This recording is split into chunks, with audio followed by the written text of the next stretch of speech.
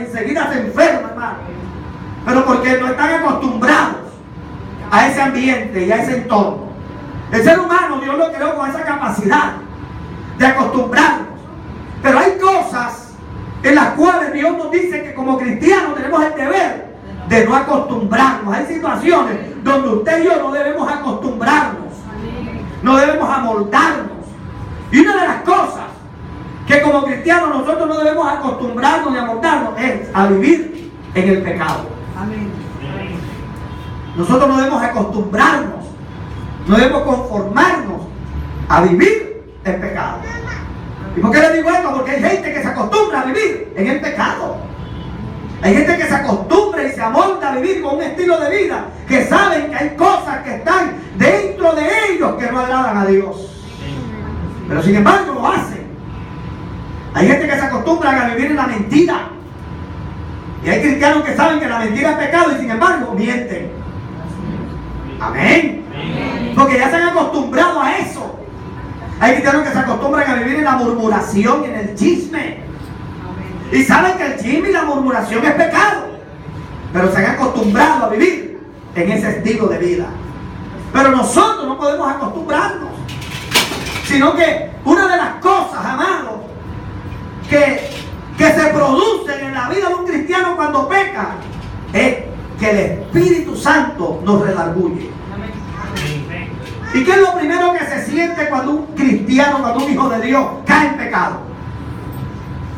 La primera sensación que se siente es, hermano, un redargüimiento, o sea, que se siente la persona mal. Amén, se siente redarguido. Esa persona se siente mal. Amén, hermano, no está tranquilo. La tranquilidad se le va. ¿Por qué? Porque el Espíritu Santo lo está ¿qué? Redarguyendo. Ahora, eso es un buen síntoma. Cuando una persona, cuando un cristiano peca, cuando un cristiano ofende a Dios y se siente mal, eso es un buen síntoma. Porque es el Espíritu Santo que lo está redarguyendo. Pero cuando una persona peca y se siente bien, hermano, ahí hay un problema. Ahí hay un problema, ¿por qué? Porque ese corazón está acostumbrado, o sea, se ha cauterizado, se ha cerrado a su nombre, hermano. Porque yo no puedo estar bien sabiendo que hay cosas en mi vida que ofenden a Dios.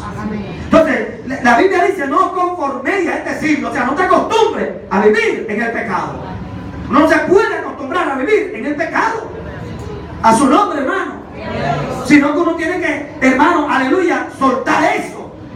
Entonces, hay gente que se acostumbra a vivir en pecado. Un ejemplo bíblico está, hermanos, el ejemplo de Sansón. Sansón era un hombre de Dios. Era un caudillo, era un juez. Era un hombre que el Espíritu Santo venía sobre él. Y él tenía una fuerza descomunal. De tal manera que Sansón, él solo mató a un león, hermano. Usted sabe que un hombre se enfrente a un león y lo mate. Solo. Eso tiene una fuerza terrible. Él, dice la Biblia, que Sansón, con una quijada de un asno, él solo mató a 1000 hombres. ¿Usted sabe qué representa eso? Y con una quijada, ¿qué tal si tiene una espada? Amén, hermano. Es una muestra de que este hombre era terrible. Pero a pesar de todo eso, hermano, Sansón se acostumbró a desobedecer a Dios. Él se acostumbró a hacer cosas que estaban en contra de lo que Dios le había dicho. Y vemos que en la Biblia que se casó con una mujer de Timnat. Después se casó con Dalila. Después se unió con Dalila. Y él tenía un voto nazareato, que era un voto de consagración. Y en ese voto le dijeron: usted no se puede cortar el cabello, usted no se puede acercar a las personas muertas, usted no puede comer X y Y alimentos. Pero sin embargo, él violó todo eso. Pero como él veía que tenía la fuerza y que venía el enemigo y los vencía, él se acostumbró a vivir así. Amén. Yo no sabía que así es cristiano. Amén, a su nombre. Así cristianos, hermano, que hacen cosas que no están agradando a Dios, pero como saben que todo le está yendo bien, ¿cierto que sí? Le está yendo bien en la economía, le está yendo bien en el trabajo, le está yendo bien, entre comillas bien. Entonces se acostumbra y dice, ah, no, pero yo puedo seguir viviendo así y no va a pasar nada. No, no. En cualquier momento, hermano, Dios manda la factura de cobro. Y a Sansón se la mandó. Porque Sansón se levantó y dijo, otra vez me levantaré cuando Dalila dijo. Dalila le dijo, mira, los filisteos contra ti, Sansón. Y él dijo, otra vez, me levantaré otra vez y seré librado. Pero dice la Biblia, pero ya él no se había dado cuenta de que el Espíritu de Dios ya no estaba en él. ¿Por qué? Porque él se acostumbró tanto a hacer lo malo. Y ya, hermano, estaba tan acostumbrado al pecado que ya no se había, hermano, ya se le había perdido la sensibilidad del Espíritu, que no se había dado cuenta de que ya el Espíritu de Dios ya no estaba en su vida. Oiga, qué tristeza, hermano. Qué triste que un cristiano no sepa que ya el Espíritu no está en él. Oye, eso es triste, hermano. ¿Pero por qué? Porque Sansón se acomodó y se acostumbró, se amoldó a vivir, hermano, en desobediencia delante de Dios. Dígale al que está a tu lado, no te acostumbres a vivir en desobediencia. No te acostumbres a vivir en pecado. Mira, lo primero que tiene que hacer un cristiano cuando ofende a Dios, lo primero que tiene que hacer un hijo de Dios cuando peca, es irse de rodillas y pedirle perdón a Dios. Señor, perdóname. Dios mío, límpiame. Ábreme, me arrepiento. Amén. A su nombre, hermano. Lo primero, uno no puede vivir en pecado. Porque ahora todo ser humano peca. No hay un ser humano que no peque. Porque el que diga yo no peco, mentiroso.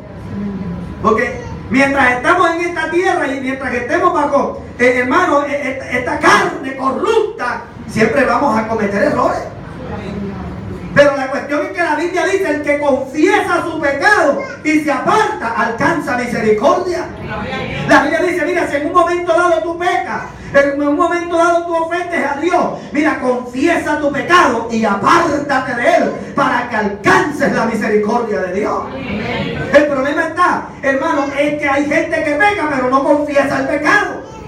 Y como yo le he dicho muchas veces, hermano, que más grave que el pecado es tratar de taparlo.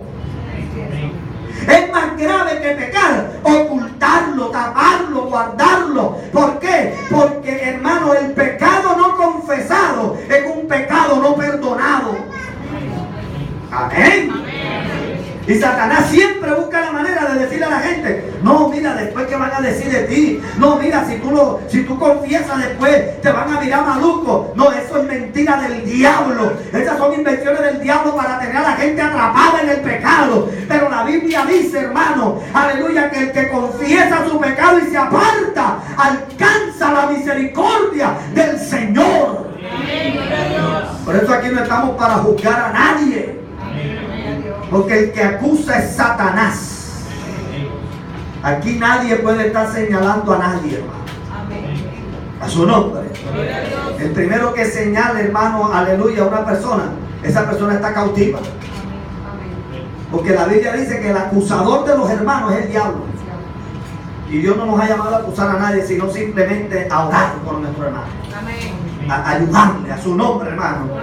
Entonces, lo primero que un cristiano tiene un deber, hermano, es de no amoldarse, de no acostumbrarse al pecado. Otra cosa que no se debe acostumbrar un cristiano es a la prueba, es a la dificultad, es a la crisis. Porque hay cristianos que se acostumbran a vivir en la prueba, se acostumbran a vivir en la crisis. Uno lo conoce hace 20 años, hermano, ¿cómo está? Llevado, hermano, la prueba. Gente de 30 años en el evangelio, ¿cómo está, hermano? Llevado, hermano, en la prueba. Oye, ¿hasta cuándo? Hay momentos de prueba. Es necesario que seamos probados. Es necesario que pasemos por pruebas, porque la prueba fortalece la fe. La prueba nos lleva a madurar, a conocer a Dios, a depender de Dios. O sea que la prueba es buena. Hay momentos donde Dios permite que pasemos por situaciones de crisis. Hay momentos donde Dios permite que pasemos por situaciones, hermanos, donde ni una moneda de 50 pesos tenemos en el bolsillo. Hay momentos donde Dios permite eso. Pero todo el tiempo no va a ser así. La Biblia dice, por la noche vendrá el lloro, pero por la mañana vendrá ¿qué? La alegría. La alegría. Entonces, hay momentos de lloro. Hay momentos donde, aleluya, hay que pasar por pruebas. Hay momentos de desierto. Pero toda la vida uno no va a estar en lloro ni en el desierto.